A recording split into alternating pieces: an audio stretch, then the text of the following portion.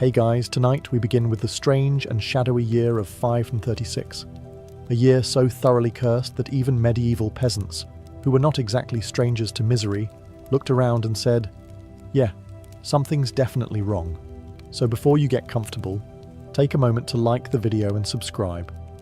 But only if you genuinely enjoy what I do here.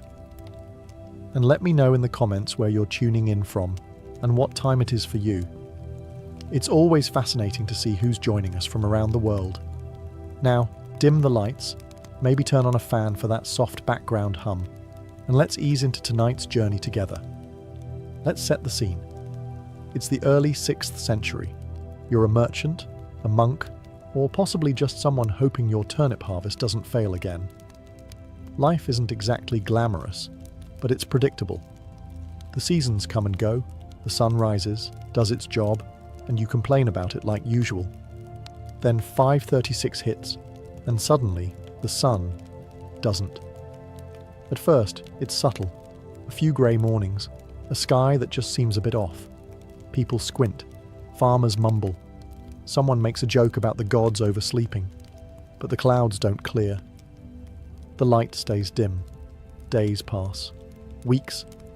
The sun continues its half-hearted routine, like it's doing the bare minimum to not get fired. Across Europe and Asia, something is clearly wrong, and not in the rain ruined my toga kind of way.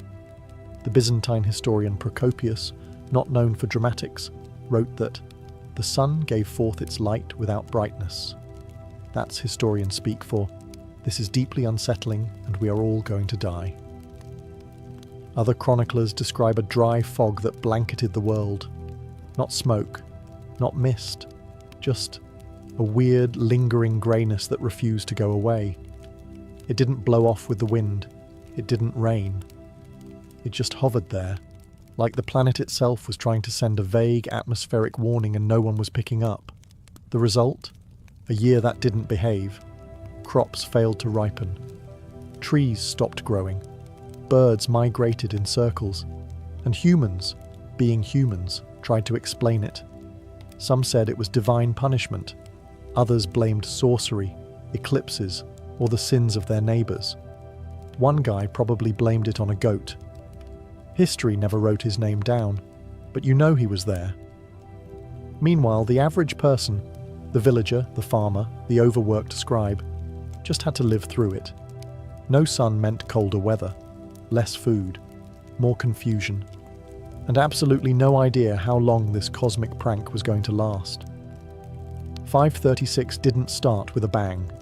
It started with silence, a weird sky, a creeping sense of dread, and the unmistakable feeling that something was broken. And spoiler, it was just getting started. So, the sun is up, technically, but it's not really participating. It's 536, and across the world, people are looking at the sky like it owes them an explanation. What once was a reliable, bright, mildly judgmental sun has now been replaced with a pale, low-effort disk that looks like it's calling in sick. You'd get more warmth and enthusiasm from a dying candle. Eyewitnesses from Constantinople, China, Mesopotamia, and Ireland all noted the same unsettling thing. Daylight was barely distinguishable from twilight. You'd wake up and assume it was dawn. At noon, you'd assume you'd gone blind. At sunset, well, good luck figuring out when that was. The sun no longer set so much as wandered off quietly, mid-conversation. Contemporary writers describe the sun as bluish and without shadow. Now, if you're wondering what kind of sun casts no shadows, congratulations. You're asking the same question every terrified 6th century human was asking, right before they panic-prayed into their stew bowl. In China, they reported that stars were visible during the day. Let that sink in. You're tending your rice fields, look up and see constellations. That's not weather. That's the sky, soft resetting. And it wasn't just dim, it was also cold. With sunlight filtered out by something mysterious and inconvenient, temperatures dropped. Not in a pleasant hot cocoa kind of way. More in the your spring crops think it's January and your toes have stopped cooperating kind of way. It's worth noting that the people of 536 had no concept of atmospheric science. They had no clue what a volcano was doing thousands of miles away. All they knew was that the sun had stopped doing its job. And when your crops, warmth, and general will to live rely on that job, it becomes a bit of a crisis. Naturally, people looked for explanations. The religious saw divine punishment. The astrologers blamed ominous planetary alignments. Local leaders probably blamed foreigners, bad omens, and that one guy in the village who always seemed a bit off. Whatever the explanation, one thing was clear.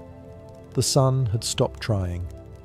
And when the main character of the sky calls it quits, you know things are about to get dramatically worse. At some point in 536, people started realizing it wasn't just the sun being moody. The entire atmosphere had decided to act weird. Across continents, reports came in of a strange phenomenon. A lingering, dry fog that didn't behave like any normal weather. It wasn't mist. Mist clears. It wasn't smoke. Smoke smells like something's on fire. This fog just was. Like a vague, damp ghost following everyone around, ruining visibility and morale in equal measure. Procopius, the ever-grim Byzantine historian, described the sun as emitting light without brightness, and claimed this ghost fog hung over the world for a whole year. That's 12 months of not seeing the sky properly, not knowing what time it is, not knowing what season it is, and wondering whether this is just what life looks like now. In the east, Chinese sources noted yellow dust falling from the sky, and, in an extra dash of surrealism, summer snow. Imagine waking up in July to find your crops frosted over and your chickens very, very confused. Ireland's annals speak of a failure of bread, which is poetic code for mass starvation, and also deeply Irish. You know things are grim when the bread is the first to abandon you. So where was this fog coming from? We now believe it was the aftermath of a volcanic eruption, or possibly more than one. Think of it as nature's version of someone blowing out birthday candles with way too much enthusiasm and ruining the entire party. Ash and sulfate aerosols got blasted high into the stratosphere, where they hung out for months, reflecting sunlight, blocking warmth, and making sure your winter jacket became a year-round fashion statement. Of course, the people of the 6th century didn't know any of this. All they knew was that the world had become dim, cold, and vaguely cursed. Crops wouldn't grow. Rivers slowed. Entire regions stopped receiving rainfall. Livestock began dying off, or just walking into the fog out of existential dread. Probably. And just when people started getting used to this new Twilight Zone reality, nature decided to spice things up by throwing in a bonus pandemic. Because what's better than fog that won't leave? A plague that follows it. Eventually, centuries after everyone had finished panicking and/or starving, science showed up. Late, but helpful. Historians and climate scientists, armed with ice cores and radiocarbon dating, asked, what made the sky go full Gothic in 536? The answer? Volcanoes. Specifically, a big one, possibly 2, maybe even 3, because when the Earth throws a tantrum, it really commits. The leading suspect is an eruption in Iceland, a massive one. Imagine the Earth saying, I'm tired, and then violently ejecting a few billion tons of ash into the stratosphere. That ash hangs out like a clingy X, blocks sunlight, and sends global temperatures tumbling. Greenland ice cores show a sharp spike in sulfur from that year. Basically, a frozen receipt proving the planet had an explosive outburst. Antarctica's ice tells a similar story, which is impressive considering it was minding its own business 10,000 miles away. But here's where it gets spicy. The first eruption may not have been alone. Evidence suggests a second eruption followed in 540, and possibly another in 547. That's right, this wasn't a one-time disaster. It was a trilogy, and not a fun one. The Volcanoes of Doom, Part 1, 2, and 3, now featuring extended hunger scenes and bonus plague. Ash and sulfate aerosols from these eruptions spread across the globe, reflecting sunlight and dropping global temperatures. Think of it as Earth's way of applying a thick layer of SPF 5000 to the entire planet, just without the sunscreen smell. In places like Mesopotamia, this meant failed harvests and economic collapse. In China, snowfall in summer. In Europe, grain prices skyrocketed, and not in the cool stock market way. More in the your neighbour just sold his goat for a sack of mouldy oats kind of way. And just to be clear, nobody in 536 knew what a volcano was. They didn't connect the dim sun to some mountain thousands of miles away having an existential crisis. They just looked up, saw permanent twilight, and assumed God was in a bad mood. Which, to be fair, is what it felt like. And while modern science now understands the mechanics, back then all they had were terrified priests, terrified farmers, and skies that looked like the world had forgotten to wake up.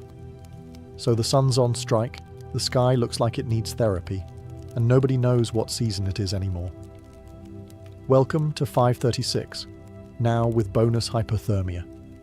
Thanks to our ash-spewing volcanic villains, Earth entered what scientists now call a volcanic winter. That sounds cool, until you realise it wasn't metaphorical. Global temperatures dropped by up to 2.5 degrees Celsius, which, in medieval terms, is roughly equivalent to your entire food supply just died. Now, if that doesn't sound dramatic to your modern, central heated ears, try growing crops in a world where summer is colder than your ex's text replies. Wheat, barley, grapes, they all just sat there in the dirt like, yeah, no. This wasn't a short-term cold snap either. Tree ring data from all over the world, Ireland, Scandinavia, North America, Asia, shows stunted growth across the board. Trees weren't flourishing. They were surviving, barely. And if the trees were struggling, you can imagine what that meant for the people trying to eat things that grow on them. Frosts arrived earlier. Snow lingered longer. Spring became a rumour. And farmers? Farmers had to pretend they knew what they were doing while watching entire fields fail like poorly planned medieval group projects. In China, records describe yellow dust falling like snow, and in Korea, people wrote of summer frosts. In Europe, summer didn't come at all, or if it did, it showed up drunk and left early. Meanwhile, animals weren't cooperating either. Herds thinned out. Some died, some migrated, some simply refused to breed, which, fair enough. What followed was a perfect storm of failing crops, starving communities, and the growing suspicion that the world was ending. Very slowly, and in extremely gloomy lighting. It wasn't just the cold. It was the confusion, the not knowing, the sheer unpredictability of the seasons. People had calendars and festivals and planting schedules, and none of them made sense anymore. You might plant in April, only to watch frost kill everything in May. By June, you're eating pine bark stew and pretending it's soup. So yes, the world got colder. But the real chill was the creeping dread that the warmth might never return. By the time the sun had faded and the temperatures had dropped, it was clear something else was dying too. Hope and wheat. But mostly wheat. In a pre-industrial world where nearly everyone was either farming, eating what farmers grew, or stealing from someone who had, a bad harvest wasn't just a bummer, it was an existential crisis. And in 536, it wasn't just one bad harvest. It was one after another, until people forgot what full stomachs felt like. Crops didn't stand a chance. With sunlight at a medieval minimum and cold air sneaking in like a disapproving in-law, fields across Europe and Asia simply stopped cooperating. Barley barely sprouted. Wheat gave up halfway. Grapes? Forget it. Your wine turned into sadness with a cork in it. In Ireland, the annals mention a failure of bread. A poetic phrase, sure, but in reality, that's famine. No bread meant no food. No food meant no energy. No energy meant no peasants tilling the land. And then suddenly, the whole system collapsed like a badly stacked hay cart. China didn't do much better. In the Northern Wei dynasty, frost came early, and harvests withered. Rice paddies froze. Fields turned to useless mud. And instead of thriving villages, You got wandering survivors gnawing on whatever roots they hadn't already eaten the previous week. Grain prices soared where they still existed. In Constantinople, people sold their last possessions for mouldy bread. In Britain, there's evidence of population decline. In India, monsoon cycles were disrupted. And in Ethiopia, royal inscriptions abruptly stopped, which is never a great sign. The really cruel part? This wasn't a quick disaster. It dragged on. By the time 537 arrived, the Earth still wasn't cooperating. It kept giving you a little hope, a mild day here, a budding sprout there, only to slap it down with a frost the next morning. The result was a farming community stuck in a loop of false starts and bitter ends. Over and over. Medieval farmers had a term for this: divine punishment. Modern scientists call it volcanically induced climate disruption. But the peasants on the ground just called it what it felt like: the world's longest, hungriest winter. If you were hoping this global catastrophe was limited to one unlucky corner of the world, think again. The year 536 wasn't picky. It was an equal opportunity disaster. Let's start in China, where things were going fine, until suddenly, summer snow. Yes, that's a real thing that happened. Chinese court records from the Northern Wei dynasty mention freak weather patterns, frost in midsummer, and crop failure on a scale that made people start questioning whether the heavens had simply unsubscribed from Earth. It wasn't just snow either. There were dust storms, droughts, and yellow mist. Basically, nature threw its entire special effects budget at Northern Asia. The emperor tried sending offerings to heaven.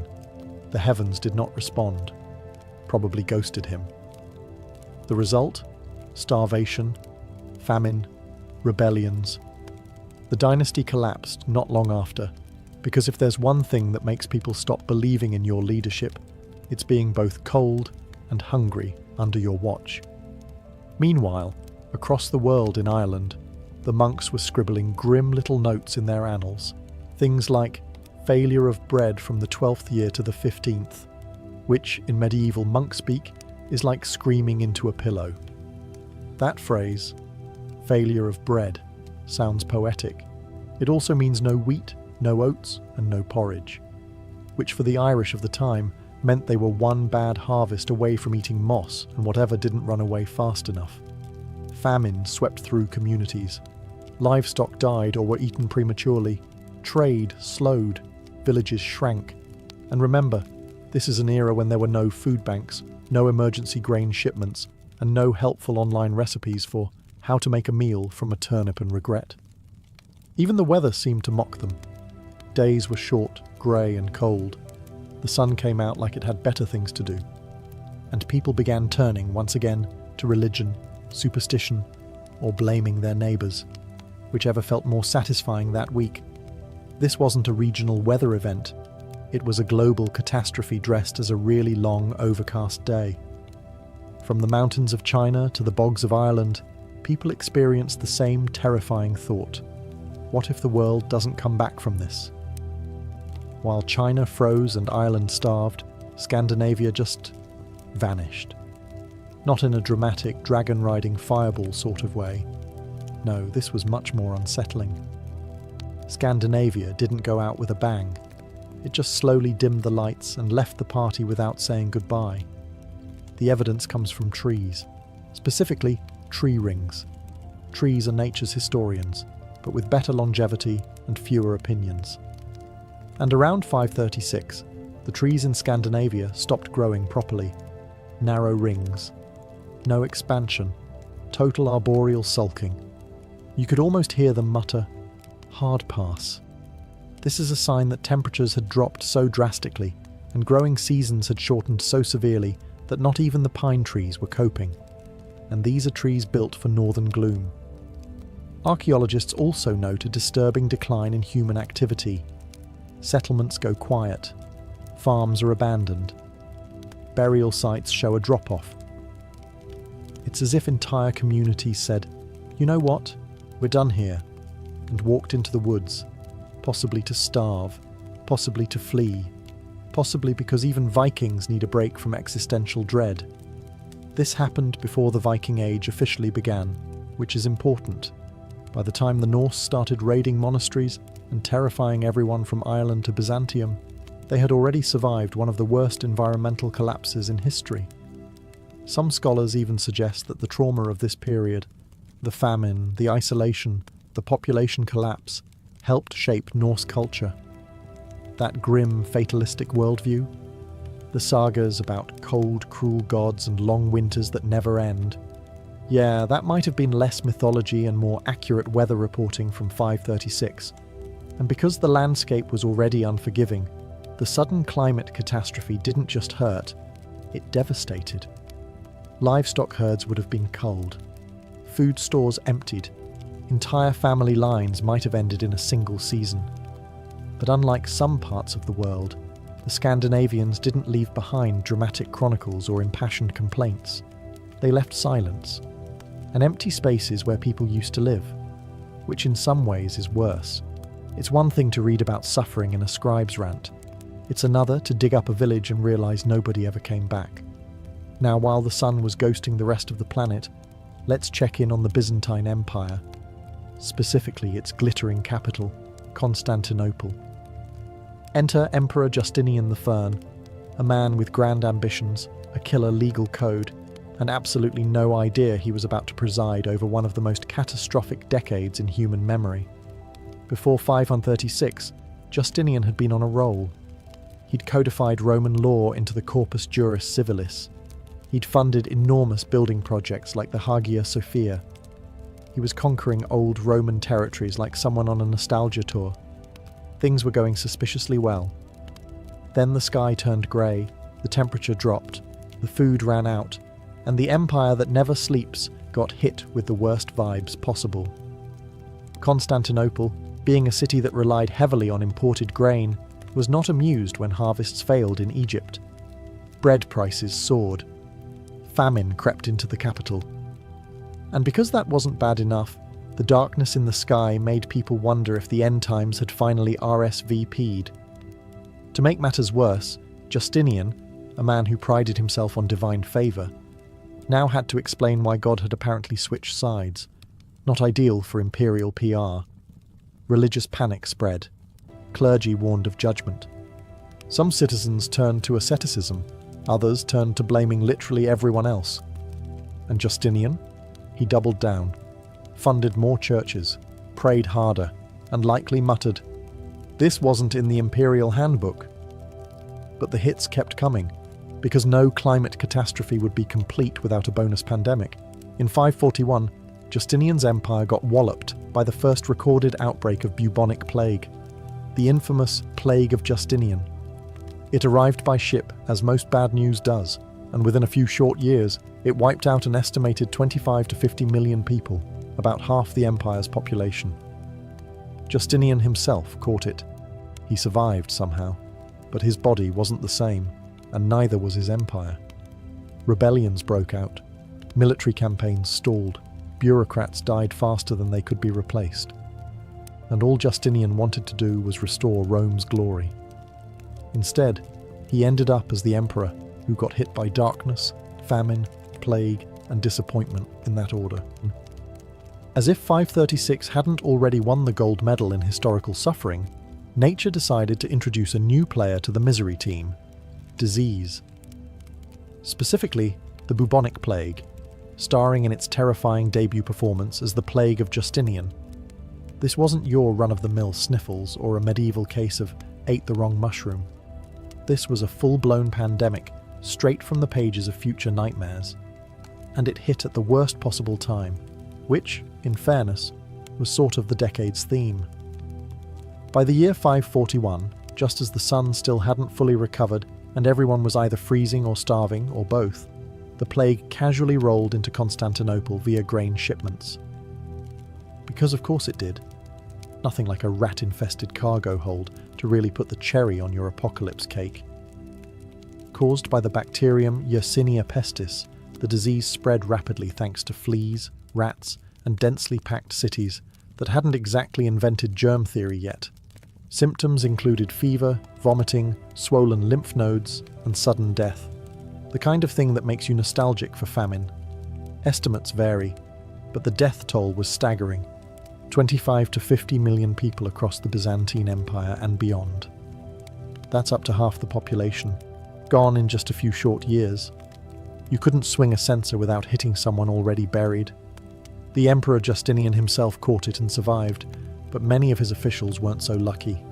Bureaucracy ground to a halt, military campaigns fizzled, and cities emptied faster than a wine barrel at a bishop's banquet. To the average peasant, this wasn't a scientific event. This was God's megaphone, and it was screaming. And given that the sky was still grey and the crops still sucked, people assumed the plague was the final act, the divine mic drop. Mass graves were dug. Priests ran out of prayers. Funeral rites were shortened to something like, "He's dead. Next." What made it worse was the randomness. Some people died in a day. Others survived and watched everyone around them vanish. It wasn't just tragic. It was deeply unfair, even by medieval standards. And just like that, 536's dark legacy had officially gone viral. By now, the world in 536 and the years following wasn't just suffering. It was spiralling. The sun had taken a sabbatical, the crops had filed for bankruptcy, and the plague was treating Europe like an overachieving party crasher. But for the average person, the anonymous peasant, monk, or goat herder, the horror wasn't academic. It was daily survival on hard mode. You wake up and it's still dark. Not poetic fog rolling over the hills dark. More like, is the sun still functioning dark? You shuffle out into the cold, look at your field of wilted barley, and remember that dinner last night was half a turnip and a vague memory of bread. The livestock aren't doing great either. Chickens stopped laying. Cows are thin. Pigs have become alarmingly valuable and suspiciously scarce. A neighbour disappeared last week, and there's a very awkward silence when someone mentions stew. Food shortages weren't just local. They were continental. Markets collapsed. Grain became currency. And if you had a carrot and no children, you were basically a feudal overlord. In Constantinople, prices soared so high, even nobles started to experience the novelty of being hungry. In remote villages, things were worse. Starvation didn't come all at once. It came slowly, cruelly, and with zero interest in fairness. And then there was the psychological effect. With no sunlight to mark the days properly, time itself became vague. Was it morning, evening, Wednesday? Nobody really knew. They just kept working, praying, and hoping the sky would eventually apologize. Spoiler, it didn't. The clergy preached repentance. The nobles hoarded food. And the common folk? They stared at the grey sky and wondered if this was just what life was now. A long, cold, dimly lit episode of suffering, punctuated by the occasional rat. Hope became a luxury. Most people were just trying not to be the next funeral. In fact, if you had managed to stay alive through crop failure, plague, freezing weather, and general existential dread, congratulations. You were now qualified to be described as a survivor, which in 536 meant malnourished, traumatized, and still squinting at the horizon for a sun that wasn't coming back. After years of famine, plague, and eternal twilight, society began to do what societies do best under pressure. Fall apart in slow motion while insisting everything is fine. It wasn't just about hunger anymore. The social fabric, already more burlap than silk, began to fray. Hierarchies broke down, labour systems collapsed, and people started behaving less like a community and more like contestants in a very bleak survival game. Local governments, if they hadn't fled or died of plague, struggled to maintain order. Coinage lost value. Trade routes dried up. And justice? Let's just say if you stole a loaf of bread, you either got a sermon or a sword, depending on how recently the local magistrate had eaten. The aristocracy didn't come out of this looking great. Many hoarded food. Some tried to raise taxes. Yes, during a famine, which was either brave or suicidal, depending on the peasant to pitchfork ratio. Others simply fled their estates and left the serfs to figure things out on their own. Spoiler, they did not. Religious institutions, meanwhile, became both sanctuary and scapegoat. Some priests told the starving masses to repent harder. Others tried to help, handing out what meagre stores they had. And then there were those who decided this was the perfect time to proclaim the apocalypse and start a new sect in the woods. Moral boundaries blurred. Theft became common. Violence rose. If someone in your village had food, they were suddenly both very popular and very nervous. And remember, there was no central news, no plague tracker app, no reliable updates from distant cities, just rumours of divine punishment, of demons, of sunlight returning in distant lands, or of entire regions wiped off the map. People fled cities, villages disappeared, entire regions depopulated, and with no one left to maintain roads, fields, or temples, even the landscape began to unravel. Civilization didn't collapse with fire and glory, it just quietly thinned out, like someone erasing a painting with a wet cloth. The historians of the time weren't writing about politics anymore. They were writing about how the sky still hadn't turned blue. In short, the world didn't end. It just lost track of itself. Eventually, after years of death, darkness, and what must have felt like a very elaborate divine prank, the world began to recover, not with a bang, not with sunshine breaking through the clouds in a cinematic crescendo. No. More like a tired sigh and a few patches of sunlight that didn't feel like a cruel joke. By the early 540s, the mysterious ash veil began to dissipate. The sun, as if returning from a poorly explained vacation, started shining again, tentatively, like it wasn't sure it was welcome. Crops slowly began to grow again. Not well, mind you, but they grew. Farmers started planting with hope instead of pure desperation, and when something green poked out of the dirt, they didn't immediately cry from despair, just mild disbelief. In Constantinople, grain prices finally stabilized. Bread, once a sacred artifact, became edible again. The empire limped forward, patching holes in its economy and pretending everything had been part of the plan. In rural villages, new generations were born, ones that didn't remember the sunless years, and those who had survived. They aged with the expressions of people who had seen too much weather and not enough soup. Culturally, the trauma left a mark. Some scholars believe the doomy tone of later medieval apocalyptic literature had roots in these years, because once you've lived through famine, plague, social collapse, and fog that won't go away, it's hard to write cheerful poetry about springtime again. The population across Europe and Asia remained significantly reduced. Entire settlements had vanished, and rebuilding wasn't just about houses. It was about relearning how to live like humans again instead of cold, hungry ghosts. And even as normalcy returned, people lived with a kind of existential caution, like the planet might turn off the sun again just to see what happens. The Byzantine Empire staggered back to its feet. China's dynasties reshuffled and adapted. Scandinavia re-emerged, and eventually those Norsemen would sail out and become everyone else's problem. But in the background of all that, a collective, quiet relief that the worst might, just might, be over. For most of history, year 536 remained a confusing entry in the "something really bad happened" file. Ancient writers knew it was awful. Medieval chroniclers muttered about darkness and famine, but nobody had any idea why the sun had ghosted humanity, unless you counted "God is mad" or "demons ate the sky" as explanations.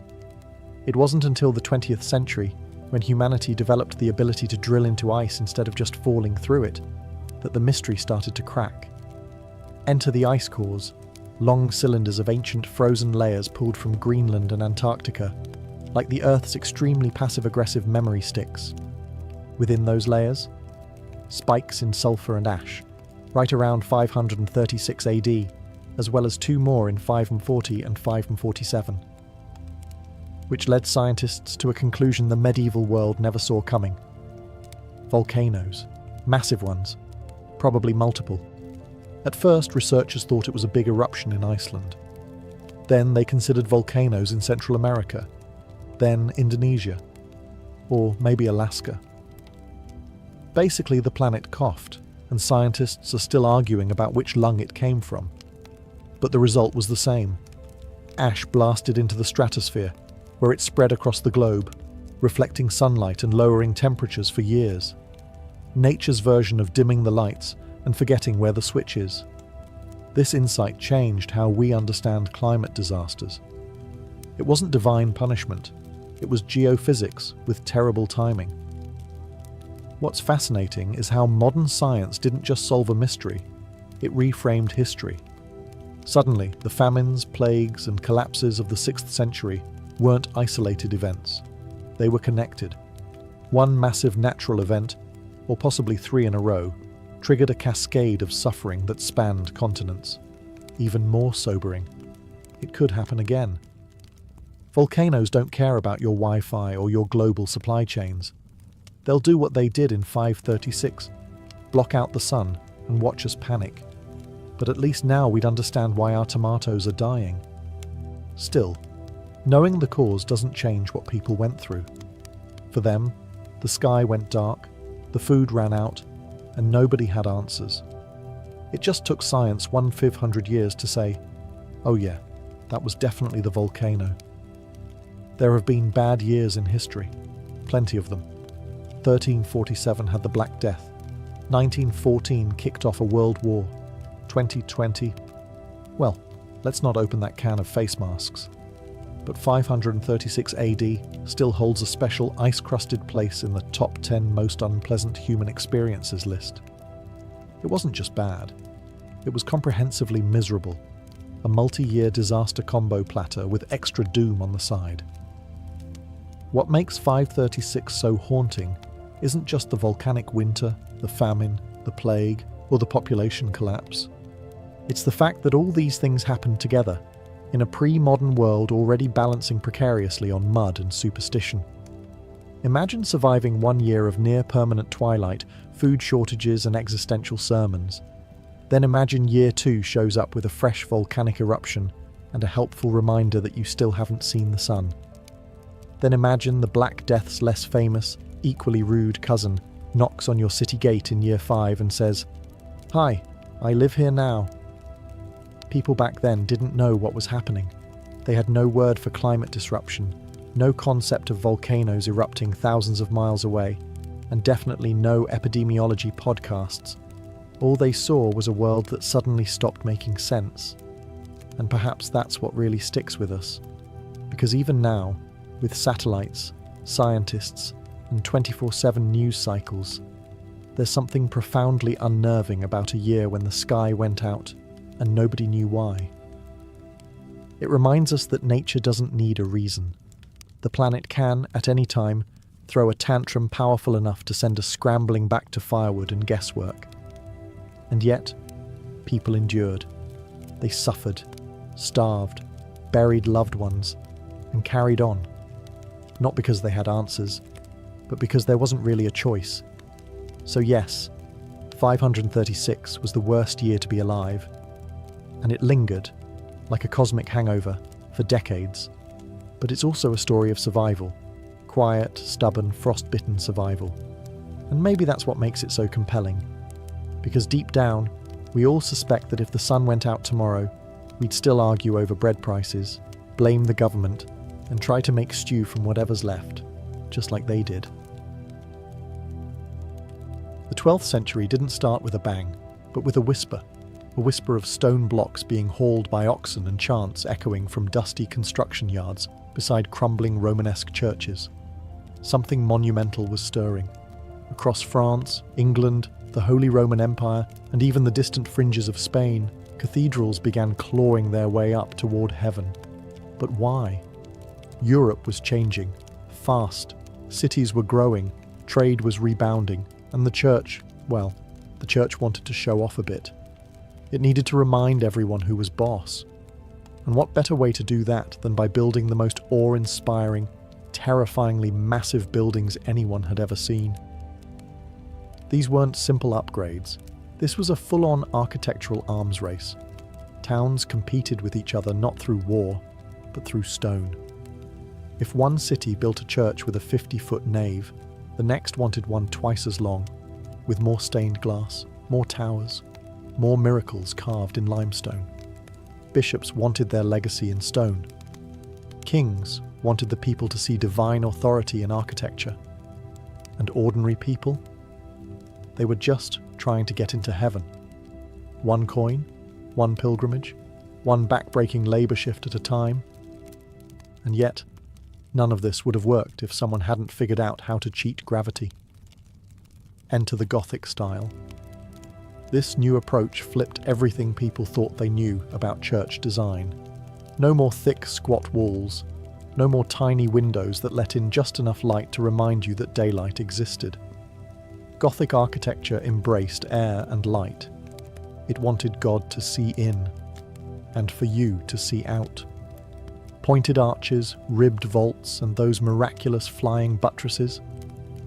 All of it was about going up, letting in more light, and making people feel utterly insignificant in the presence of the divine. What started with modest experiments at Saint-Denis and Sens would explode into a full-blown phenomenon. For the next 4 centuries, Europe would be locked in a frenzy of stone cutting, scaffold climbing, stained glass assembling madness. And the craziest part? Most of these cathedrals took centuries to build. Entire generations would be born and die before the final spire was added. This wasn't just construction, it was faith made physical, one flying buttress at a time. Behind every cathedral wasn't just divine inspiration, it was an army of dirt-covered geniuses. And at the front of that army? The master mason, not a priest, not a noble, but a glorified stone nerd with a compass, a chisel, and a death wish. These were the rock stars of the Middle Ages, except they didn't wear leather. They wore linen covered in limestone dust. Master builders weren't just contractors. They were architects, engineers, artists, and sometimes borderline cult leaders. Because when you're asking peasants to haul multi-ton stones 50 feet into the air using ropes and wooden pulleys, you better have charisma, or at least a very convincing floor plan. But here's the twist. Most of these men weren't nobles. They rose through the guild system, beginning as lowly apprentices, sweeping floors and fetching tools. Then they became journeymen, travelling from site to site, cathedral to cathedral, picking up secrets like Pokemon cards.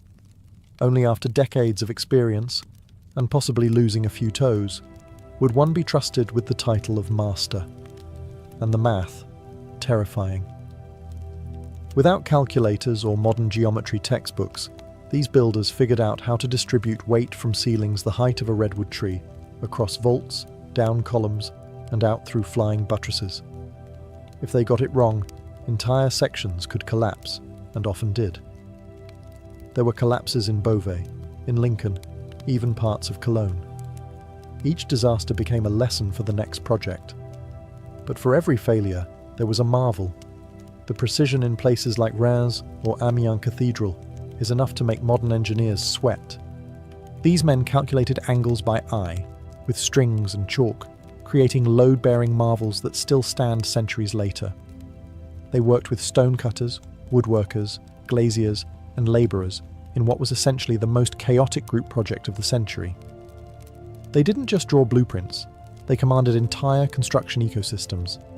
And sometimes they died before their vision was completed, leaving their successor to guess what on earth they were thinking when they sketched that weird triple arch over the nave. Gothic cathedrals weren't just big, they were alive, with stories, symbols, saints, monsters, and morals chiselled into every surface. If you couldn't read Latin, no problem. The stone would preach to you. Let's start with the portals. These weren't doors, they were divine gatekeepers. Imagine walking into church beneath rows of saints, apostles, and the Last Judgment, all staring down at you, carved into arch after arch. Jesus at the centre, serene but judging. Sinners being dragged to hell by demons, right next to merchants and bakers. A subtle message: pay your tithe or else. And gargoyles. They weren't just medieval waterspouts. They were theological bouncers, meant to terrify evil spirits and perhaps a few ill-behaved parishioners. Grotesques snarled from rooftops, stretching their stone faces in eternal agony or laughter. Some were demons. Some were hybrids, dogs with human faces, bishops with wings. Every cathedral had a bestiary carved into its skin.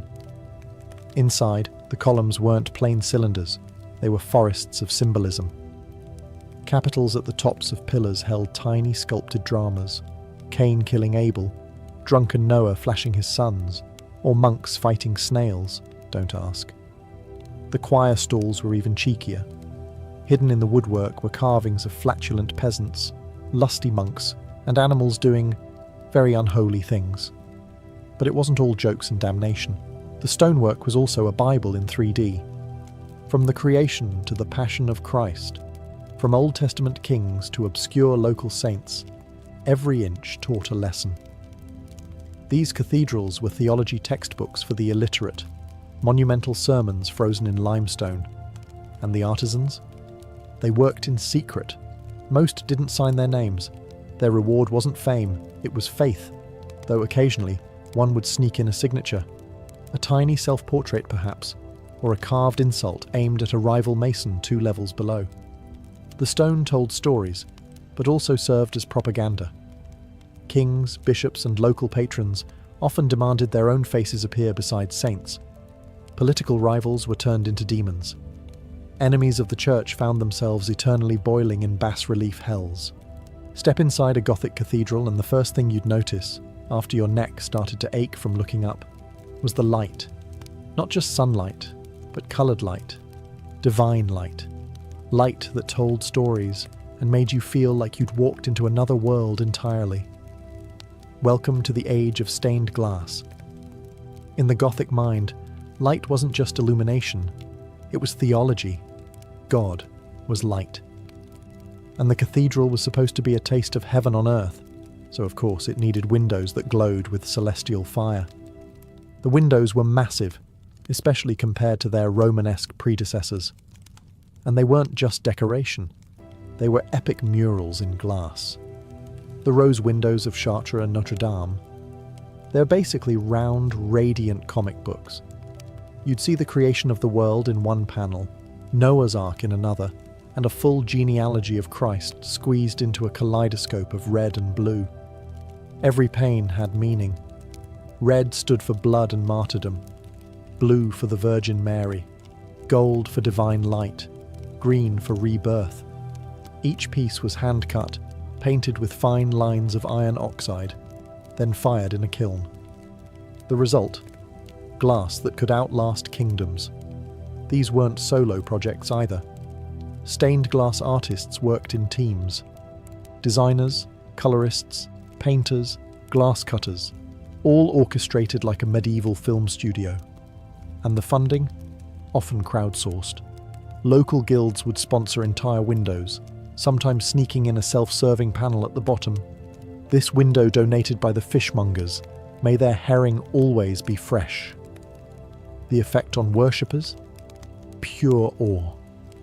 Imagine you're a peasant from a village where your biggest excitement is the yearly pig slaughter. Then you walk into Chartres and boom, walls of light, saints beaming down in ruby and sapphire, halos blazing brighter than the sun. It was like stepping into the New Jerusalem. But there was more than just beauty. The windows preached. You'd learn the life of Christ in sequenced panels, see the virtues battling the vices, spot allegories of sin and redemption, all without needing to read a word. And as the sun moved, so did the mood. Morning brought golden warmth.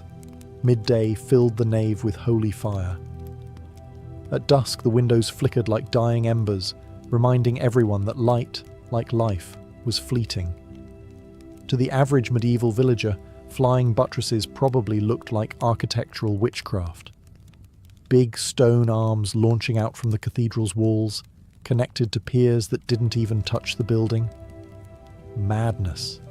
But to the master builders, these strange limbs were the secret weapon of the Gothic Revolution. Here's the problem they had to solve.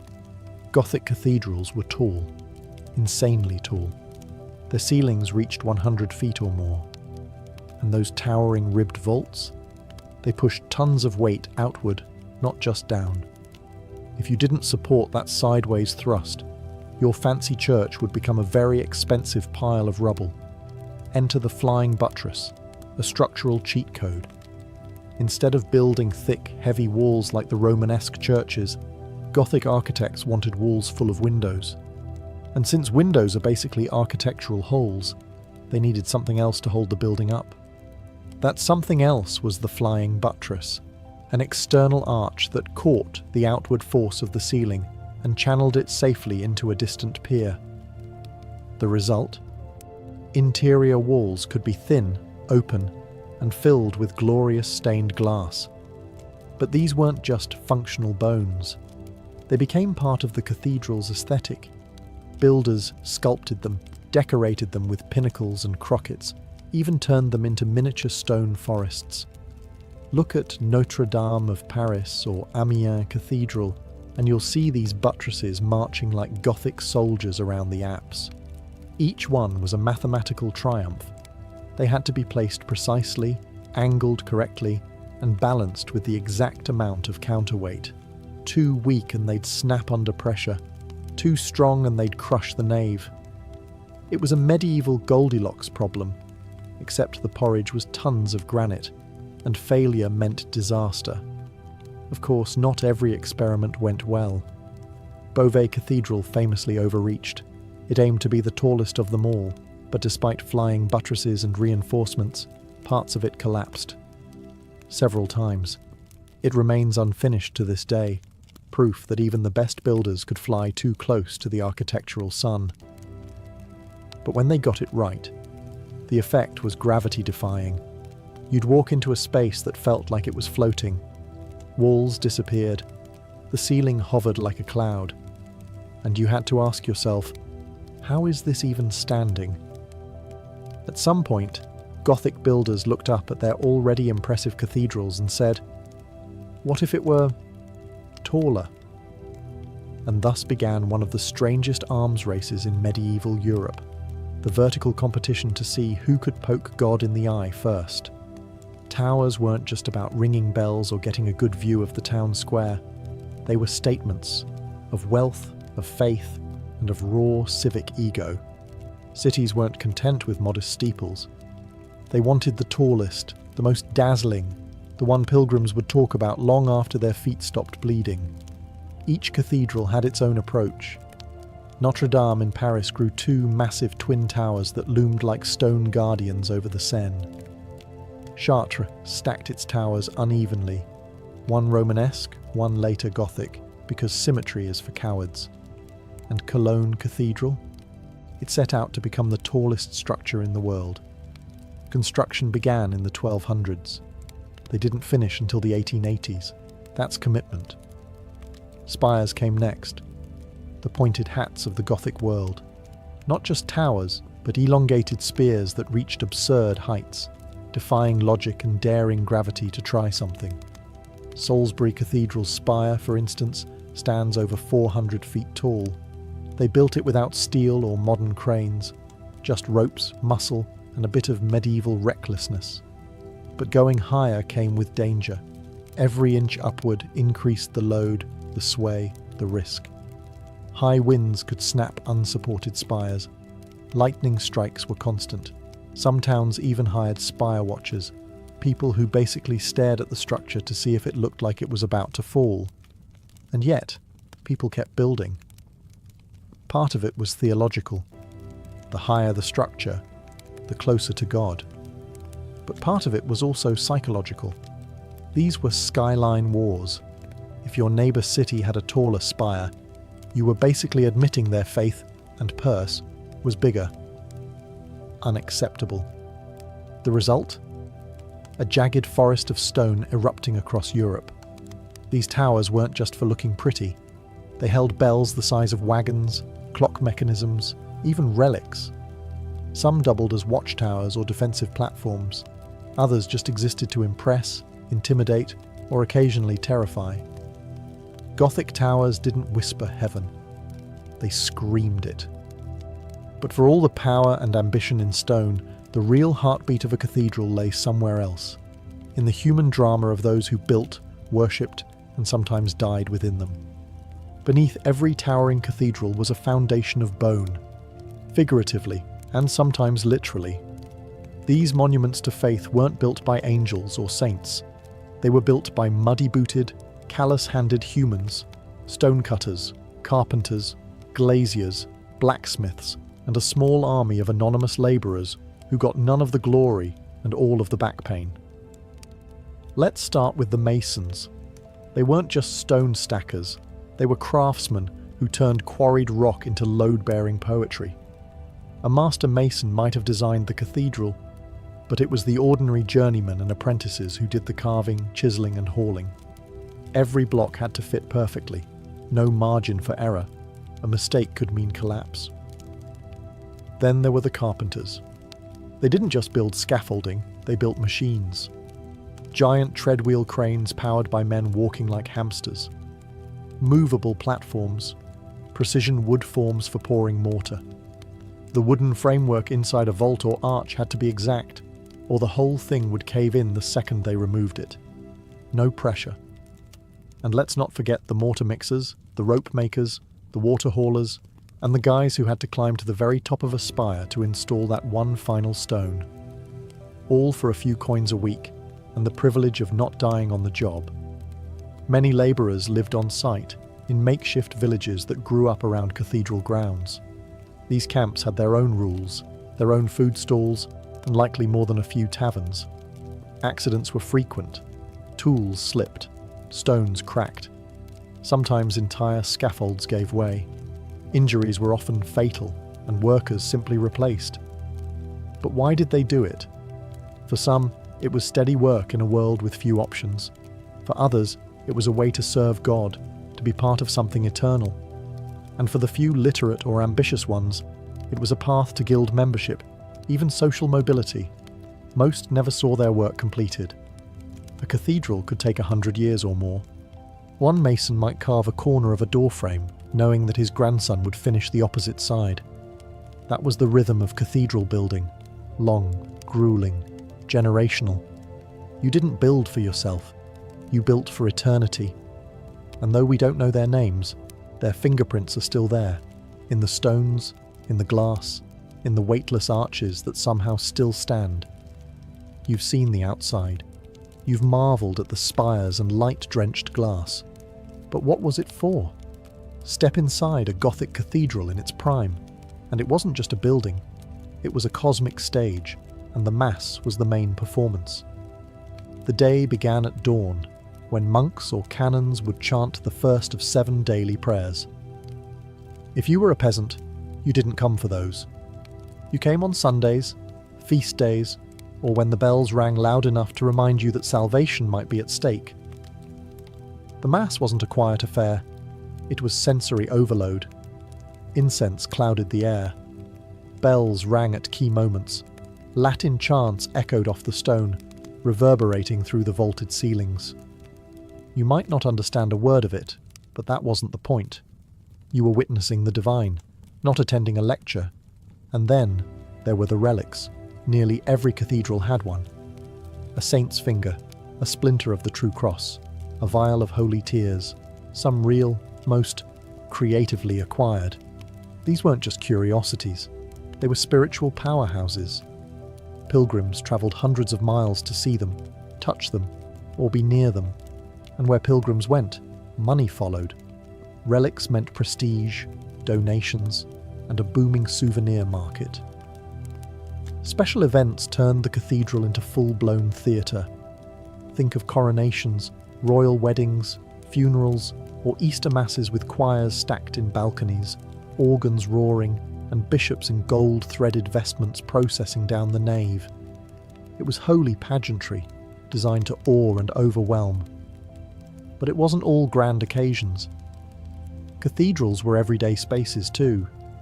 They served as meeting halls, schools, law courts, even shelters during storms. Merchants sometimes set up stalls outside. Townspeople gathered on steps. Children probably played tag in the cloisters when no one was looking. There was tension, of course. Not everyone was welcome equally. Women were often relegated to the back. The poor might get free bread, but were rarely heard.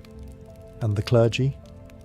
They lived in their own world, strictly hierarchical, well-fed, and occasionally more corrupt than holy.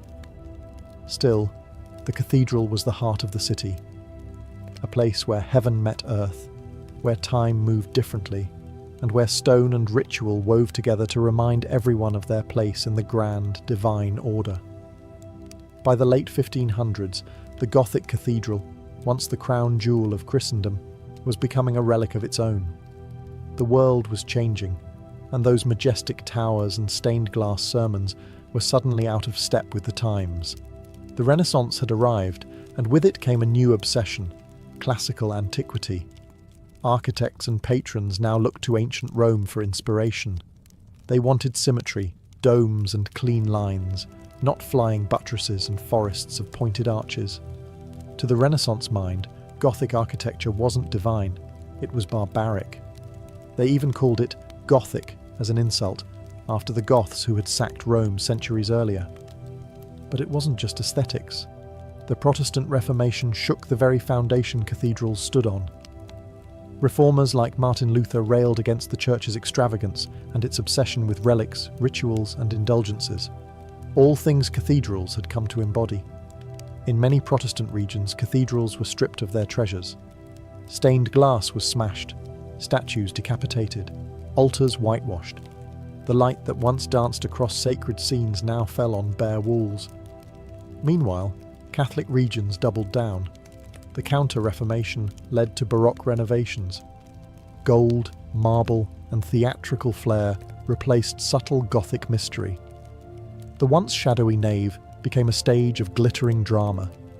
Some cathedrals were altered so completely that their Gothic bones vanished under layers of stucco and cherubs. And let's not forget the financial collapse. Wars, plagues, and shifting trade routes meant less money for grand projects. Many cathedrals were left unfinished. Towers stopped mid-rise. Spires became stumps. Skilled guilds dissolved.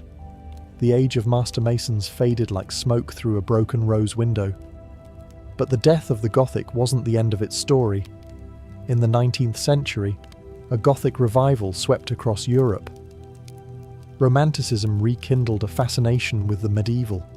Writers like Victor Hugo turned decaying cathedrals into literary stars. Restoration campaigns, some careful, others catastrophic, tried to bring back their former glory. Think Notre Dame before the fire.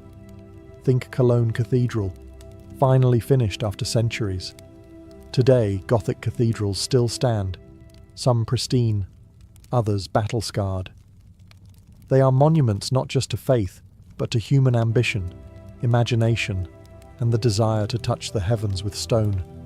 The Gothic boom may have ended, but its echo still rings through every arch, every shadow, every beam of coloured light. By the late 13th century, the age of Crusader kingdoms in the Holy Land was crumbling into dust. The great Christian conquests, Jerusalem, Antioch, Edessa, had all fallen one by one. All that remained of nearly 200 years of European crusading effort was the port city of Acre, a final flickering outpost on the Mediterranean coast, a symbol of glory turned into a fortress of desperation. Acre wasn't just another city, it was the Crusader capital, the beating heart of what was left of the Kingdom of Jerusalem, a place of stone walls, Gothic churches, and clashing cultures. It was packed with merchants from Genoa and Venice, warrior monks from the Templars and Hospitallers, and nobles clinging to titles long stripped of real power. But beneath the wealth and towering battlements, Acre was a powder keg. The European factions within the city spent as much time fighting each other as preparing for the inevitable siege. The writing had been on the wall for years. The Mamluks, a military elite from Egypt, had steadily wiped out every Crusader stronghold in their path. Under Sultan Qalawun, and later his son Al-Ashraf Khalil, the Mamluks crushed city after city, and they didn't negotiate. They erased. In 1290, a foolish spark ignited the storm. Newly arrived crusaders, hot-headed and ignorant, massacred Muslim merchants in Acre during a drunken rampage. It was exactly the excuse the Mamluks needed. Khalil declared war. By April of 1291, his massive army, possibly over 100,000 strong, had encircled the city. Siege towers were rolled forward, tunnels were dug under the walls, catapults hurled stone and fire day and night. Inside the city, panic swelled. The defenders, while courageous, were hopelessly outnumbered. Appeals for reinforcements to Europe went unanswered. Acre was isolated, cut off by land and soon by sea. Still, the defenders clung to hope. The double walls of Acre had resisted sieges before. The Templars and Hospitallers prepared for the worst. Noble families packed their treasures. Priests offered prayers. Soldiers sharpened blades that would likely never leave their sheaths. Because this wouldn't be a siege for ransom or territory. This would be the end of the Crusader presence in the Holy Land. On April 5th, 1291, the siege of Acre officially began. The Mamluk army, led by Sultan al-Ashraf Khalil, had arrived in force. Engineers, archers, elite cavalry, and enough siege equipment to flatten a city twice the size. They surrounded Acre on all sides, building massive wooden siege towers and digging trenches, while war drums thundered across the plains outside the city's great walls. The sound wasn't just for intimidation, it was a promise. No mercy. Inside Acre, the defenders stared out at a sea of tents and banners. The Mamluks were experienced and disciplined. This wasn't some ragtag force. These were the same warriors who had defeated the Mongols at Ain Jalut, destroyed Antioch, and taken Tripoli. Their track record was clear. When they came, cities burned. The Crusaders responded as best they could. The Templars, Hospitallers, and Teutonic Knights took up their positions on the battlements. Civilians were pressed into carrying water, repairing damage, and building makeshift barricades. Priests walked the walls, offering last rites to men who hadn't even drawn swords yet. But the unity inside the city was a fragile illusion. The Italians, Venetians, Genoese, and Pisans bickered over ships and control of the harbour. French and English factions distrusted each other. The King of Jerusalem, Henry II of Cyprus, was technically in command, but he was more figurehead than leader. No single strategy united them. Meanwhile, the Mamluks wasted no time. Their sappers began tunneling under Acre's outer walls, placing wooden supports and filling the shafts with flammable materials. When lit, these tunnels would collapse the walls from below. Siege engines hurled massive stones day and night, pounding towers, smashing rooftops, and sending splinters of masonry through homes, churches, and courtyards. Each day, more of the city crumbled. Each night, the defenders rebuilt, exhausted and outmatched. Khalil remained methodical. He knew Acre's walls were strong, but not unbreakable. He simply needed time. The defenders, already stretched thin, were trapped in a cycle of panic and false hope. And the psychological warfare was just as brutal. Muslim heralds shouted promises of death if the city didn't surrender. Survivors from previous Mamluk conquests knew those weren't empty threats. Acre was isolated, surrounded, and running out of time. As April turned into May, Acre's walls still stood, but barely. The constant pounding of Mamluk siege engines had reduced towers to rubble, breached outer defences, and left the streets littered with debris. The city's defenders clung to their remaining strongpoints, exhausted and outnumbered, but not yet broken. The Templars and Hospitallers led the charge, literally and figuratively. These weren't green recruits. They were veterans of brutal wars, trained for moments like this. Clad in chainmail, bearing blackened shields and blood-stained tunics, they launched counterattacks from the inner walls and towers, hoping to stall the Mamluk advance. Every sally outside the gate was a gamble. Sometimes they returned with heads, other times not at all. Inside the city, panic was spreading. Civilians, women, children, merchants, priests, crowded the docks, praying for ships that never came. Some tried to flee, bribing sailors for space aboard merchant vessels. Others turned to the church, clinging to relics and saints, hoping for divine intervention. King Henry II of Cyprus had fled earlier, leaving behind a fractured command. Coordination among the defenders unravelled. The Genoese blamed the Pisans, who blamed the Templars, who blamed everyone else. It was a city besieged not only by the Mamluks, but by its own dysfunction. Still, there were moments of desperate heroism. One night, the Mamluks breached a small section of the wall near the accursed tower. Expecting a quick slaughter, they poured through, only to be met by a sudden countercharge led by the Hospitallers. In the chaos, swords clashed in torchlight, bodies tumbled into the surf, and for a brief moment, the Crusaders pushed them back. The breach was sealed, temporarily, but these victories were fleeting. Food supplies began to dwindle. Wells were poisoned or destroyed by falling debris. Disease crept through the refugee-packed quarters. Rats fed on the dead in the streets, and morale rotted with them. The defenders were running out of everything: men, weapons, time. Sultan Khalil, meanwhile, remained calm. His engineers dug deeper, his catapults fired higher, and his archers filled the skies with arrows. He was in no rush. He knew Acre's time was measured in days, not weeks, and the final blow was almost ready. The defenders of Acre still prayed for a miracle. On May 18th, 1291, the waiting ended. At dawn, the Mamluks launched their final assault. Siege towers rolled forward, scaling ladders were raised. Tunnels dug beneath Acre's eastern wall were packed with kindling and set ablaze. The ground trembled as fire devoured the wooden supports, and with a thunderous crack, a massive section of the wall gave way. Stone, dust, and defenders collapsing into the moat below. The horn of battle sounded, and the Mamluks surged through the breach. They poured in by the thousands. Mamluk heavy infantry, Sudanese archers, horsemen leading charges even within the crumbling city streets. The Crusaders met them with everything they had. Templar knights formed a shield wall, halberds ready. Hospitallers rallied the terrified civilians, herding them toward the docks. Priests shouted prayers over the din of clashing steel. But it wasn't enough. The defenders were too few, too tired, and too disorganized.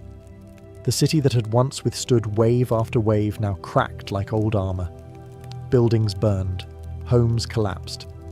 The fighting moved from street to street, house to house, tower to tower. Every corner became a battlefield. The Genoese quarter fell first, overrun in hours. The Venetian compound held out longer, fortified like a mini fortress, but was eventually set aflame. Screams echoed from the alleys as the Mamluks advanced with ruthless precision.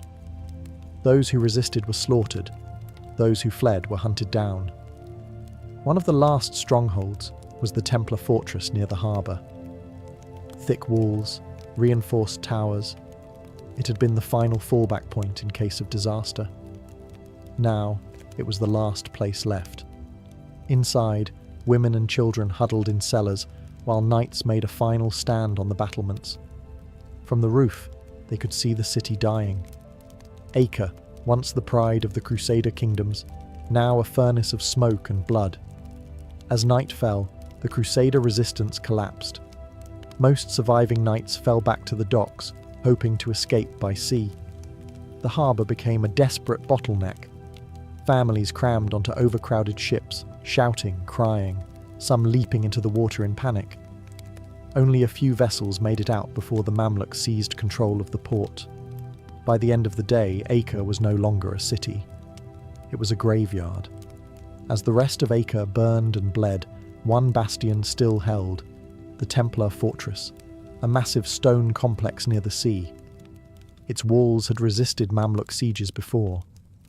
Now it became the last shelter for hundreds of survivors, knights, women, children, and priests, all crammed into the great halls, praying the walls would hold just one day longer. The fortress was commanded by Peter de Sèvres, the Templar Marshal of Acre. He knew what was coming. He ordered the gates barred, the battlements manned, and the underground passages sealed. The knights stood shoulder to shoulder, some wounded, others barely able to lift their swords. They were not fighting to win. They were fighting to die with purpose. Outside, the Mamluks surrounded the fortress. Sultan Khalil sent envoys to negotiate a surrender. The terms were harsh: imprisonment for the knights, slavery for civilians. The Templars refused. They had no illusions about mercy. The Mamluks brought up siege engines and began their final push. Day after day, they battered the walls. But the fortress was built to withstand far worse. For over a week, the Templars held them off, firing from towers, hurling stones, pouring boiling oil on attackers who dared the ladders. Inside, conditions were dire. Food had nearly run out. The wounded groaned in the dark. Children cried. But still, they fought. One knight reportedly dragged himself to the wall with a broken leg, just to hurl a stone before collapsing. Then, on May 28th, disaster struck. The Mamluks breached the outer wall of the fortress. Fighting raged inside the courtyard. Templars, civilians, everyone capable, picked up a weapon. It was hand-to-hand combat, brutal and unrelenting. The defenders were pushed back into the inner chambers of the fortress, step by bloody step. Realizing the end had come, the Templars made a desperate decision. They collapsed part of the fortress on purpose. In a final act of defiance, they lured Mamluk troops into the lower chambers and detonated the underground armory. The explosion ripped through the walls, killing attackers and defenders alike in a storm of fire and stone. The fortress fell. But it didn't surrender. The last Crusader stronghold in the Holy Land had gone down not with submission, but with fury. Acre was lost. The dream of Christendom in the east shattered. When the smoke cleared, Acre was no longer a city. What had once been the vibrant capital of the Crusader states, bustling with markets, churches, and foreign embassies, was now a field of ash and corpses. The Mamluks had taken it all, street by street, wall by wall, and they left nothing behind but ruin. Sultan al-Ashraf Khalil didn't just want victory. He wanted erasure. He ordered the complete demolition of the city's fortifications. Every tower, every wall, every stone that had once protected the Crusaders was pulled down or shattered. The harbour was filled with rubble. The churches, some centuries old, were stripped, burned, or turned to mosques. What couldn't be reused was destroyed. The destruction was systematic. This wasn't vengeance. It was strategy. Khalil wanted to make sure Acre would never again be a foothold for Europe. Never again a landing point for crusading armies. Never again a symbol of Christian presence in the East. Those few who survived, mostly non-combatants who'd been captured, were enslaved or executed. Some noblewomen were taken into the harems of Mamluk elites. Some children were sold in markets from Cairo to Damascus. Their names vanished. Their stories ended in silence. The sea was choked with the wreckage of broken ships and bloated bodies. And the stench? It lingered for weeks, months even. News of the fall reached Europe like a slap. Panic swept through the courts of France and England. Popes wept. Preachers called for another crusade, but the willpower was gone. The last spark of crusading fervour had died with the walls of Acre. The kings of Europe had their own wars, their own dynasties to worry about. The Holy Land was lost, and they knew it. The Templars, once the elite warriors of Christendom, were shattered by the loss. They returned to Europe, bruised and aimless. Their power would never recover. In less than 2 decades, they would be dissolved entirely, accused of heresy, tortured, and executed. The fall of Acre was the beginning of their end. And for the Mamluks, Acre's conquest was a jewel in their crown. The dream of a Crusader kingdom in the Levant had finally been crushed beneath their boots. But the deeper legacy of the siege was just beginning, because while the city died, the myth of Acre, of Crusader glory and tragic collapse, was only just being born. The fall of Acre in 1291 wasn't just a military defeat. It was a historical exclamation point. For nearly 2 centuries, European powers had poured blood, treasure, and faith into the Holy Land. With Acre's collapse, the entire Crusader experiment came crashing down like its shattered walls. There were no more cities to retreat to. Tyre, Sidon, Beirut, once strongholds, were quickly abandoned or surrendered. The Crusader states, once mapped in bold colours across Levantine coasts, vanished almost overnight. What remained was a faint memory, scattered relics, and the few who had escaped by sea, watching the smoke rise from the horizon. For the Christian world, it was a soul-crushing loss. The fall of Jerusalem in 1187 had been bad. But Acre, this was the last domino. It symbolised not just military failure, but spiritual failure.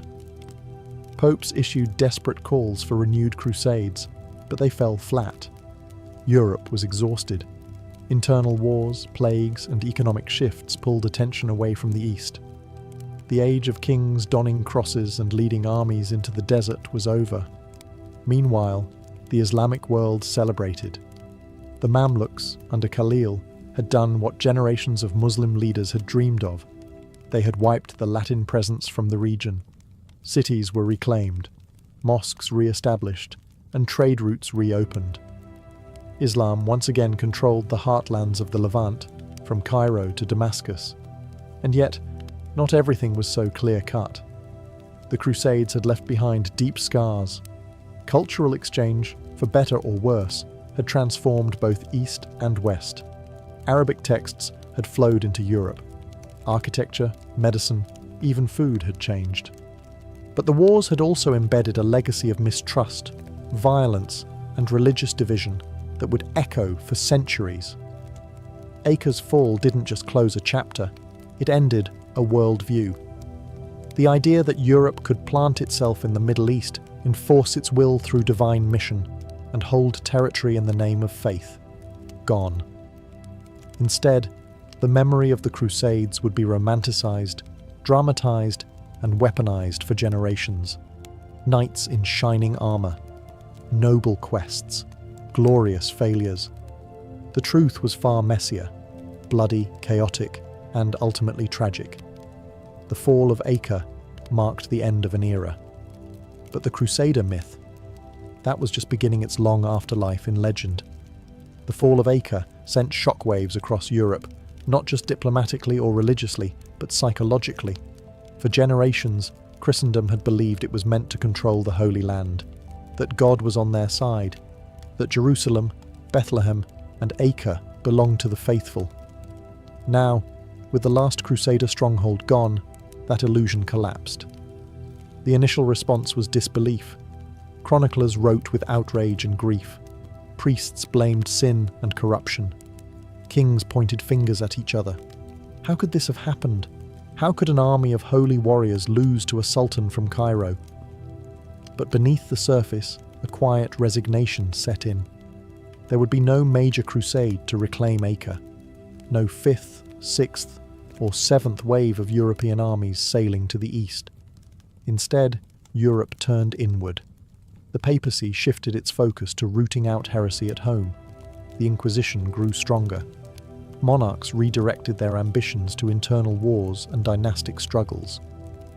The crusading spirit became more rhetoric than reality.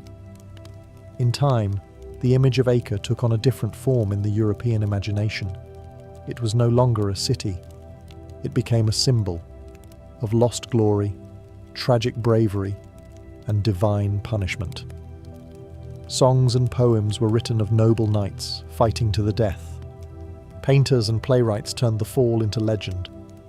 But those who survived knew the truth. The refugees who had fled Acre, nobles, monks, merchants, children, returned to Europe broken. Many found no homes waiting for them. Some were taken in by monastic orders. Others wandered, telling stories of fire and blood.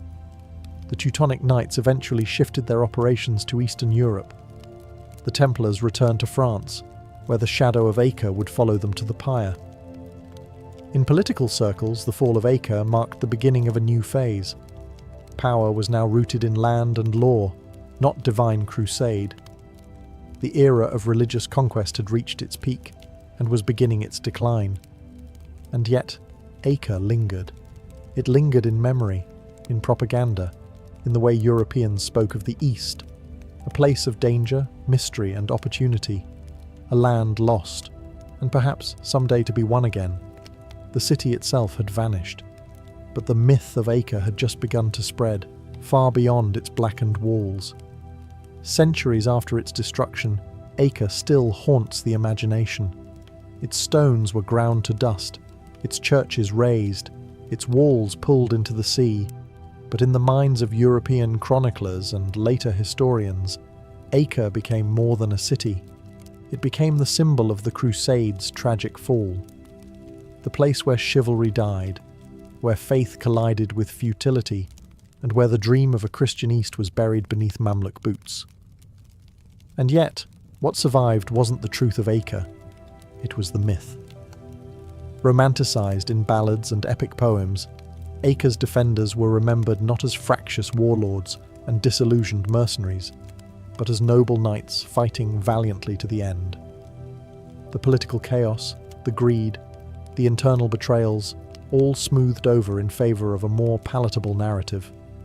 Martyrdom, heroism, destiny lost. The irony? Those who had actually lived in Acre probably didn't see themselves as part of a grand epic. They were merchants, sailors, cooks, scribes, prostitutes, pilgrims. People living in a complex, multicultural city where Arabic, French, Italian, Greek and Latin mingled in the streets. A city of contradiction, of monasteries beside brothels, crusading orders alongside Venetian bankers. It was never simple, but history rarely is. In the Islamic world, Acre's fall was remembered as a great victory, proof of Allah's justice, of the triumph over foreign invaders. But even that narrative often fades beneath the towering legacies of other Islamic conquests. For the Mamluks, Acre was one jewel among many. It mattered, but it wasn't the whole crown. Today, modern Acre, Akko, is a living city once again. A UNESCO World Heritage Site, with layers of Crusader architecture buried beneath Ottoman streets. Tourists stroll through ancient tunnels where knights once bled.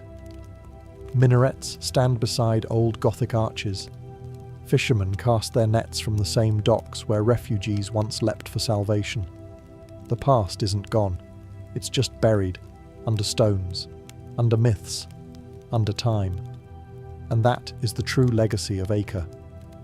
It wasn't just a city or a battle. It was a crossroads, a collision point of cultures, empires, and ideals, a place where faith, ambition, and fear crashed together in one final, fiery moment. The siege of Acre ended an era, but it also ensured that neither the Crusades nor the ghosts they left behind would ever truly be forgotten. Livia Drusilla was born in 58 BCE, at a time when the Roman Republic was convulsing. The daughter of Marcus Livius Drusus Claudianus, she came from a long line of patricians with a taste for power and a talent for surviving Rome's endless political bloodsport. Her birthright was privilege, but her world was chaos. Rome in the late Republic wasn't just politically unstable, it was an open wound. Civil wars raged between power-hungry generals, alliances shattered like pottery, and assassination was practically a career move. For a girl like Livia, raised in this furnace, the lesson was clear. Beauty might earn attention, but intellect, loyalty, and cold calculation earned survival.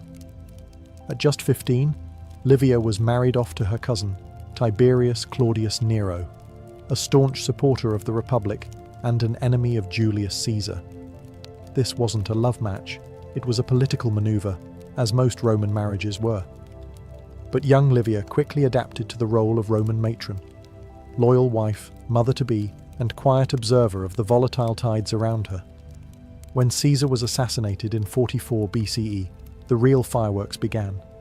Civil war returned with a vengeance. Mark Antony and Octavian, Caesar's heir, fought to fill the vacuum. And Livia, she and her husband ended up on the losing side.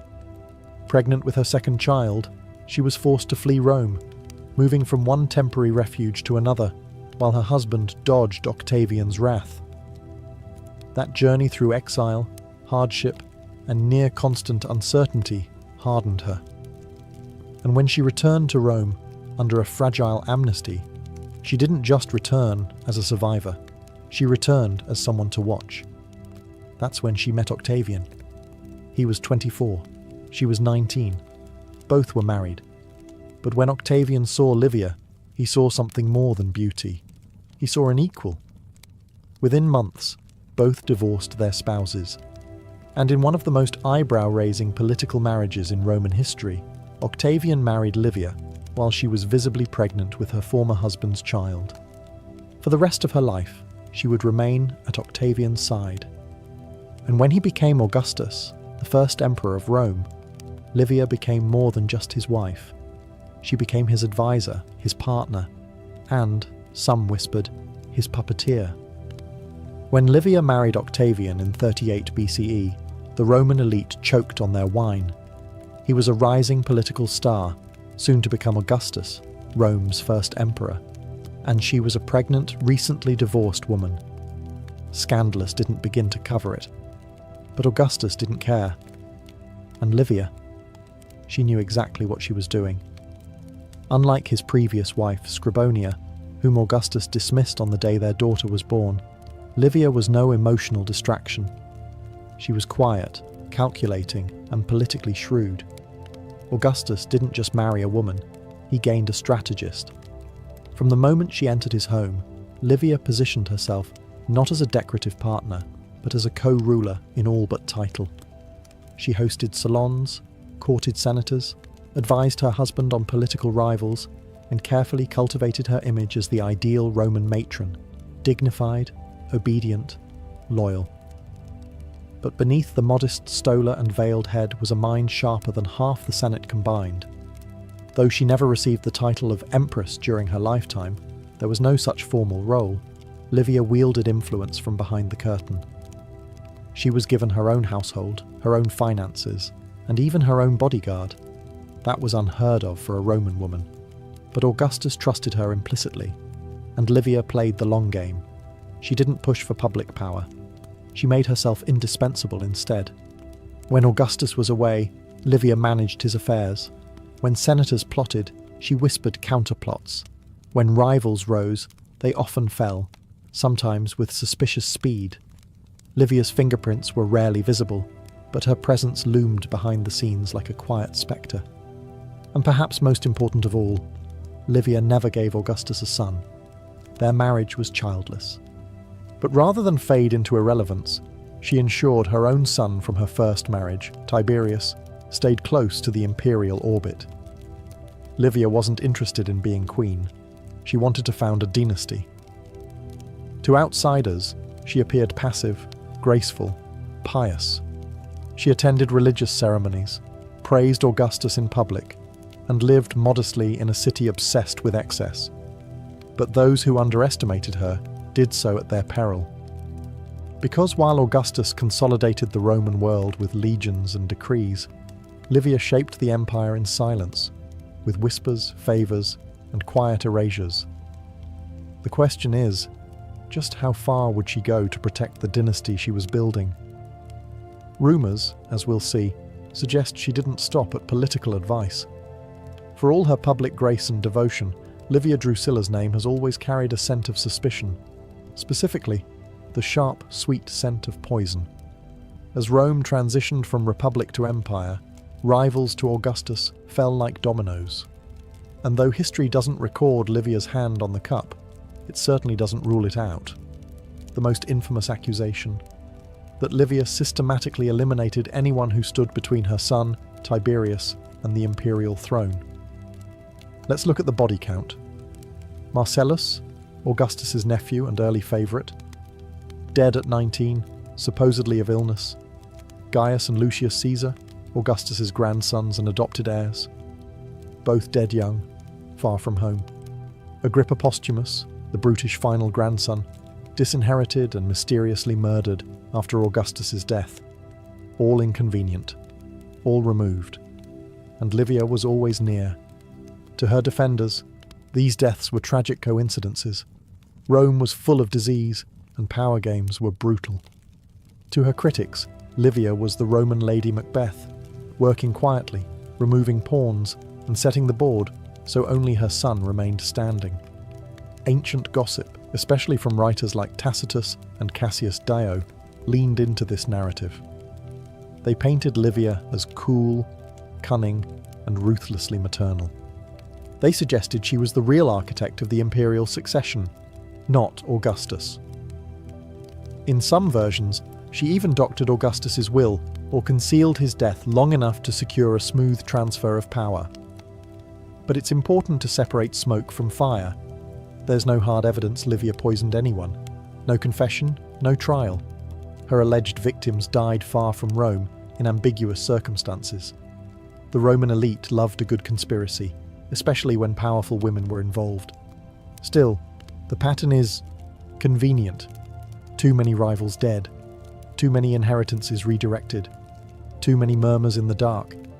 Even Augustus, who loved and trusted Livia deeply, once joked that she was more concerned with the empire than with his health. It may have been said in jest, but like most Roman jokes, it carried a dagger underneath. Whether Livia truly slipped poison into cups or simply outmaneuvered her enemies with charm and strategy, the result was the same. One by one, the path to power cleared. And as the years passed, it became undeniable. Livia wasn't just building a dynasty. She was eliminating the competition. Tiberius was no golden boy. He lacked the charm of Marcellus, the popularity of Gaius and Lucius, or the legacy of Julius Caesar. He was awkward, cold, and deeply introverted, a man better suited for brooding alone on a cliff in Rhodes than standing at the head of the Roman Empire. And yet, thanks to Livia, Tiberius became emperor. Livia's mission to elevate her son wasn't easy. Augustus didn't trust him. Tiberius had a military mind but little love for politics. He was known for his moodiness, his disappearances, and his very public retirement from Roman life in 6 BCE, a sulky middle finger to both Augustus and Livia. But Livia was relentless. She orchestrated his return. Slowly, methodically, she eliminated rivals and wore down Augustus's resistance. With each imperial disappointment, Marcellus's early death, Lucius's sudden illness, Gaius's failed eastern expedition, Tiberius looked more and more like the least worst option. Eventually, Augustus adopted him formally as son and successor. It wasn't love, it was resignation. And when Augustus died in 14 CE, the empire passed to Tiberius. It should have been Livia's moment of triumph, her son on the throne, her legacy secure. But power did strange things to Tiberius. Once in power, he grew even colder. Paranoid, suspicious. He left the city for long stretches, ruled through letters, and delegated power to the monstrous Sejanus. He resented the Senate, the people, and increasingly, his own mother. Livia, for her part, tried to maintain influence. She expected to be treated as Augustus had once treated her, as an advisor, a partner. She received the title Augusta, an unprecedented honor for a Roman woman. Coins were minted with her image, statues were erected in her honor. She sat on a throne beside her son during public ceremonies, but behind closed doors, Tiberius simmered. He accused her of manipulating him, of orchestrating a life he didn't want. He reportedly refused to consult her, and, most scandalously, he didn't attend her funeral when she died in 29 CE, leaving her corpse unburied for days, in a final public insult to the woman who had given him everything. Livia may have won the war for succession, but she lost the battle for her son's affection. Livia Drusilla understood something most Roman men didn't. Real power didn't always come from the Senate or the battlefield, it came from perception. And so, while Augustus crafted the empire, Livia crafted herself into the ideal Roman woman. Not a queen, not a ruler, but something far more dangerous, a symbol. She dressed plainly, in traditional stola and veil, never flaunting jewels or gold. Her hair was styled in the severe, modest fashion of Rome's matronly past. Publicly, she praised simplicity, virtue, and piety. Behind the scenes, she was directing networks of influence, managing estates, arranging marriages, and shaping political futures. But her greatest project was her own image. Livia became the poster woman for Roman values. Statues of her popped up across the empire, not just in Rome, but in provinces where loyalty to the new imperial order needed reinforcing. These weren't statues of goddesses or warriors. They showed her seated, serene, motherly. The message was clear. Rome's new empire was safe in the hands of a wise, moral, and traditional woman. It was a masterclass in soft power. She sponsored public works and religious rituals. She aligned herself with the goddess Ceres and the cult of Vesta, symbols of fertility and domestic order.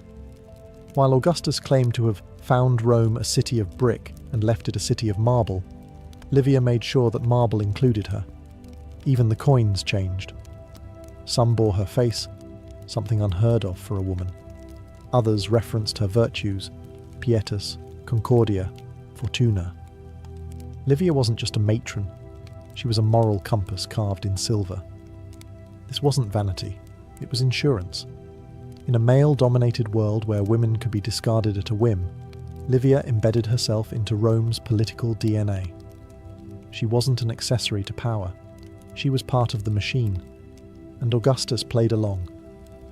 He mentioned her in his will. He left her a third of his fortune. He even adopted her into the Julian family posthumously, giving her the name Julia Augusta.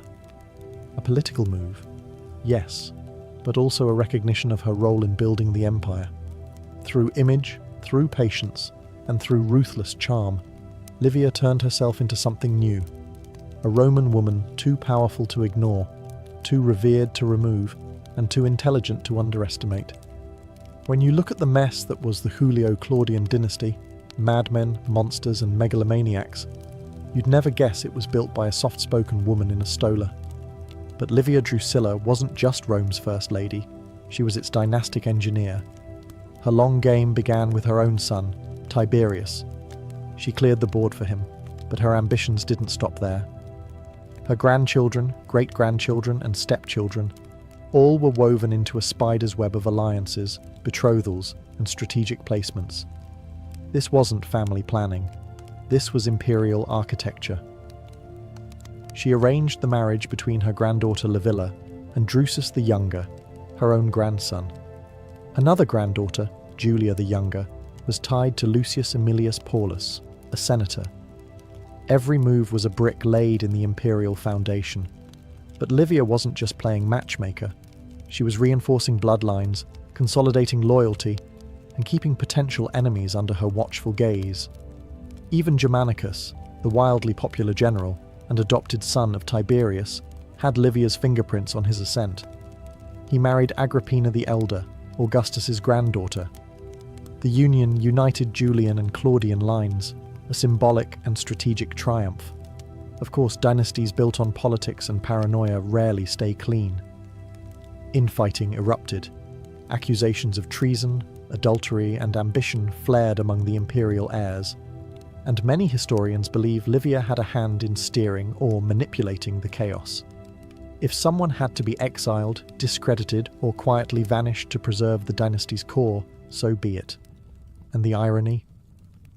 The Julio-Claudian line would spiral into madness. After Tiberius came Caligula, Germanicus's son and one of history's most infamous tyrants.